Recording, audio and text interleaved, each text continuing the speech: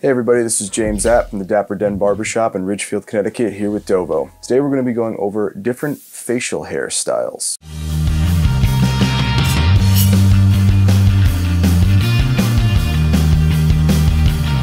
There are a ton of different types of facial hairstyles that are out there, and a lot of people don't know the correct names of them. Some people make up names. However, I'm here to hopefully clarify what the names of these facial hairstyles are, and maybe you can decide which one's right for you, which one you might want to try out. So in order to make this a little bit easier for you, I'm going to break it down into 3 separate categories. I'm going to go over the mustaches, goatees, and beards. Hopefully this way it won't be too confusing for you in the categories that I'm working with. So the first category I'm going to go over is mustaches. There are a ton of different mustache styles out there. The first one I'm going to go over is the English mustache. This, for lack of a better term, is just your standard mustache. It's relatively bushy up at the top and it gets narrower at the sides. Now, however, this is not a handlebar mustache. A handlebar mustache is when the mustache gets longer at the sides enough to curl up at the ends. And this is done with wax. Some people use hair gel. Some people just use regular old beeswax to get that. So if you're growing your mustache out that long and the handlebar isn't for you, there's a couple other options you can do, such as the Fu-Manchu, which is essentially just growing out these corners right here, but instead of letting them wax up, they actually fall straight down. The mustache is actually named after Fu-Manchu, who's a fictional character that was created in the early 1900s. Another mustache is the Imperial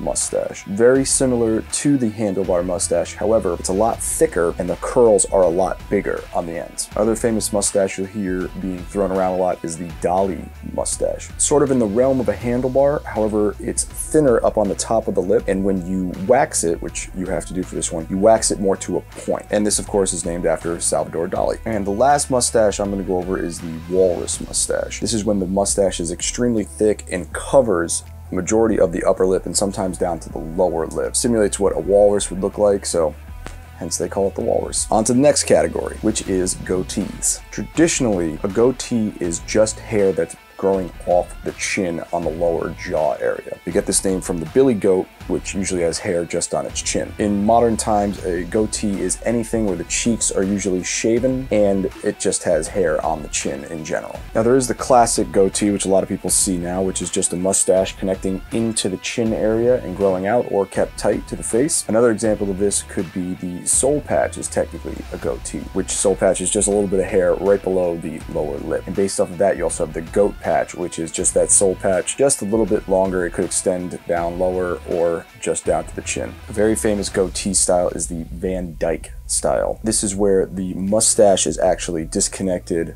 from the facial hair on the chin. The mustache is sometimes worn out in a handlebar, and the goatee is more of a goat patch, which is kind of gelled or waxed down into a narrow point. You'll sometimes also hear this being called the French beard as well. Now moving on to my favorite category, the beard styles. There are a ton of different beard styles out there. I'm only going to go over a few more of the famous ones that you might know of. There's a ton of research out there on different beard style names, but hopefully these can lead you in the right direction. The first one is a stubble beard. Sounds simple enough.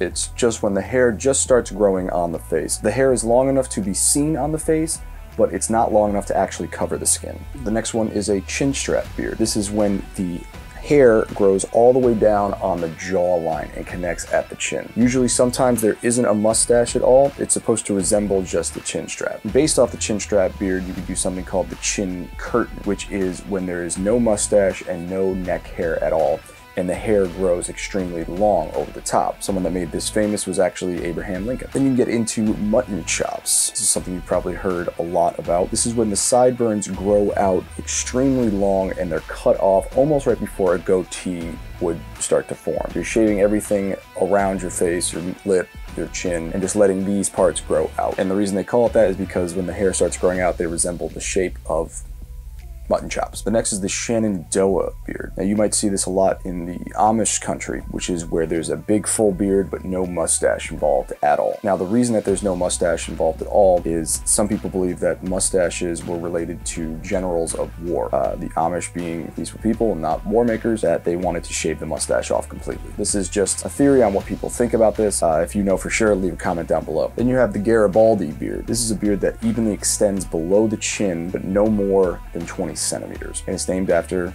Giuseppe Garibaldi. Another famous one you might see is the fork beard. This is when the beard is growing out and splits down the middle of the chin almost and creates 2 points. This might also be referred to as the French fork. The last beard I'm going to go over is the Ned Kelly Beard. Similar to the Garibaldi, however, this beard extends more than 20 centimeters down. They get the name Ned Kelly because it was famously made by an Australian outlaw named Ned Kelly in the 19th century. However, you might also know this beard to be called the Banholds, named after Eric Banholds, the founder of Beard Brand Company. So as you can see, there are a ton of different facial hair styles out there, and we have barely scratched the surface on it. You could take these different types of facial hairs and do whatever you want with them and play with them and try them out and see which one is right for you. Personally, I'm a fan of the Ned Kelly, as you can see, or the Banholds, and I also do like a Walrus Mustache as well. Now, depending on which beard style, mustache, or goatee style you have, you are going to have to shave eventually at one point. If you're looking to get into the straight razor game, there's different types of straight razors you can use for this. Anyone with a much larger beard and just trying to line up these cheeks, I usually recommend something like a DOVO Barber Rosa, which has a much smaller